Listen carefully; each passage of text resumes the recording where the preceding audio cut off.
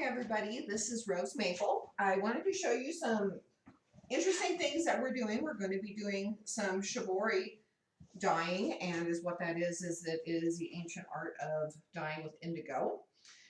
We've done up a couple pieces here, and we're going to be unveiling them. This is what they looked like before. What I did was I did some different binding techniques. I used string and then I used rubber band. This is going to be kind of awesome because this was already rust dyed, and I've always had a thing with blue and this rich brown, so I think that these will look really interesting together. But this was previously rust dyed, as was this. We have our indigo vat here, and we will be dipping our items in there. I have a t-shirt here. This was bound with rubber bands. And then I also have some glass in here to give it a little bit of a different shape. This t-shirt here was bound differently. So this will have stripes in it. We even have some dyeable socks, so these should be kind of awesome. I'm really looking forward to this. I did some wrapping and tying, and they'll look very interesting. We have some Shibori tiles. We actually sell these in our shop. These are small, and they come in a medium size, and then they also come in a large size as well. So this way you can use this to bind your items, and it will keep that one area clean of the indigo, so you can have different designs. All right, what else do we got? Oh, these things. All right, so you know how I told you how I really like rust. We're also going to be doing some Shibori tying or dyeing of these. This here is a shirt, and what I've done is I've wrapped it around an old rake tooth. This is a 1930s, 1940s era rake tooth from a farm implement. And for me, I just really love it because it's a great size to wrap stuff around. Also, we had this laying around, so it was nice and rusty, and I wrapped it. And let's see if we can see what it looks like. This is probably going to take a little bit too long to do on film, but you can see where we have a little bit of that look. So whenever I do this one, it will have some of that rust color in there as well. We'll show you the results of that one later. But for the exciting stuff for today, we had done a little bit last night, and I wanted to do the grand reveal of our first Shibori stuff. So I'm going to cut this out of here without any further ado, and we'll see how it turned out. What happened was I wrapped it and I let it soak it in. What's really neat about this is whenever you put it in the indigo, when you take it out, it has a green look to it. And as it oxidizes in the air, it turns blue. So it is so unusual to see that. All right, so here are the little tiles that we had used. And here is a little scarf that I've done with that. Oh my gosh, that turned out so cute. Look at that. We'll hang this up here. I'm going to give it another rinse, and then it'll dry. Oh my gosh, I'm so pleased with that. That looks great. This is a 100% silk scarf, and it took that beautifully. Let's do this guy. This has rubber bands on it. I found that whenever you reuse your rubber bands, it always seems to retain a little bit of the color, and rubber bands are fairly cheap, so I don't feel too bad about cutting mine. And they always retain a little bit of your color, so they could transfer onto your next project too. So keep that in mind if you use rubber bands. This is a class that we're going to be offering here in Eustis at Rustic Milling and Craft. We're going to be doing Shibori dyeing classes, and also if you have something that you want to be dyed, I have this vat going, and tell me what you want to do, and we can hook it up for you. And you can go ahead and dye your stuff, and we can get it all colored and ready for you to take home. That could be a fun project for you. One more here.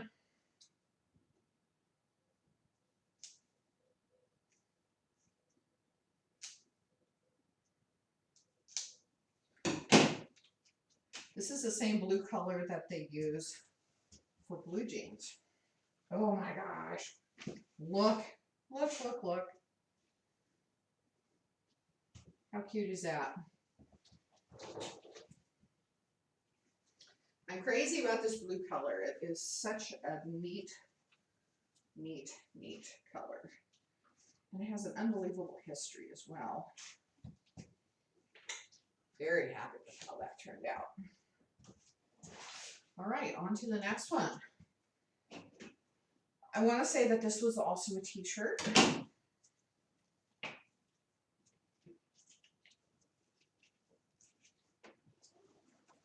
We have our grand opening coming up the 25th of September, and we're going to be doing a giveaway with some items, and we are going to be giving away some Shibori items. So stay tuned for that.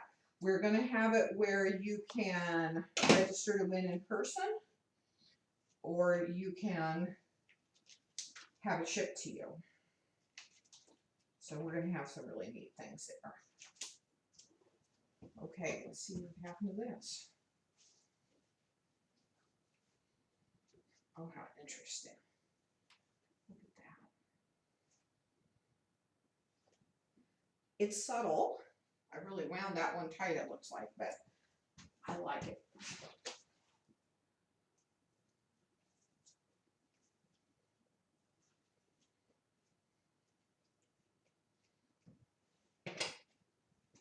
Okay.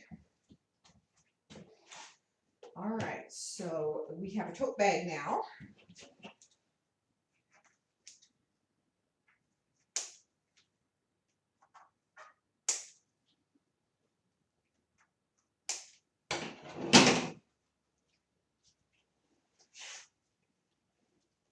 After you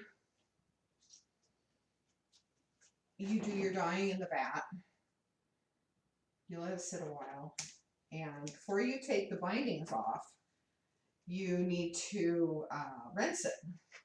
And what that will do is that will take off some of the excess indigo.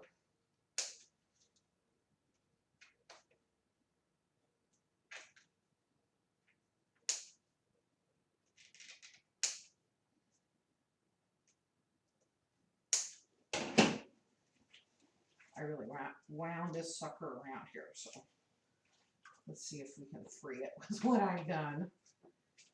Maybe, maybe not.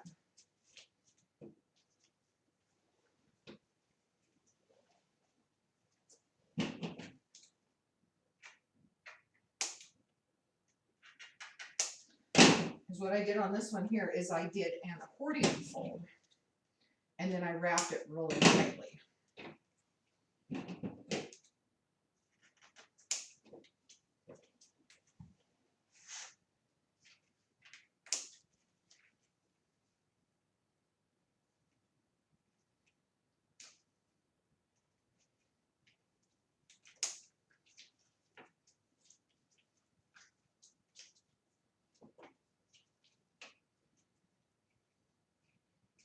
Well, I spared no expense when it came to wrapping this sucker.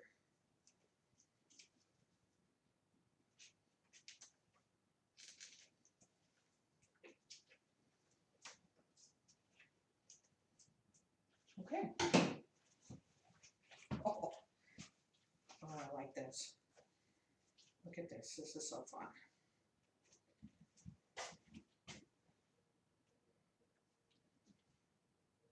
This is actually going to be one of the giveaways for when we do our grand opening. So we have one more scarf to go. And this is a 100% silk scarf. And as what I did was I bound this one. And when I bound it, I put it around a piece of PVC. PVC is really, really good because you could bind it tightly around there. And you can go around it a number of times.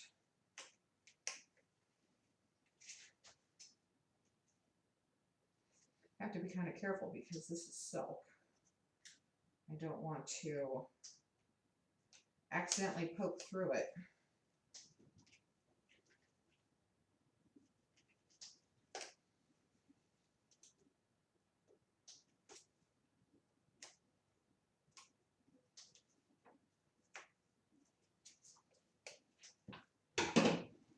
All right, let's do it the old-fashioned way.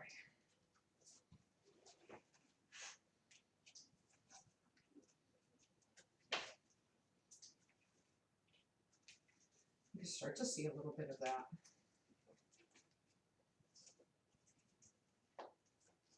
Technique come out. I used a jute for this. You could also use a cotton binding for doing butchering. That would work as well. I use the jute because it's natural and I have it on hand. And I was thinking too, there might be a neat project to do with this dyed jute down the road. So I was planning ahead a little bit.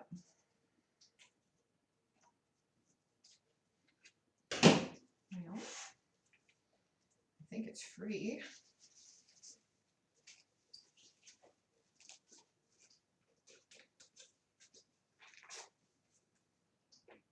Finally. Okay.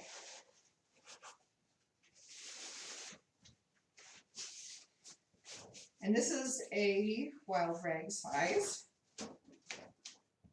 So if you're a rancher, this is the size that you would be using for your neckerchief. The silk is nice and it's light, so it will easily wear.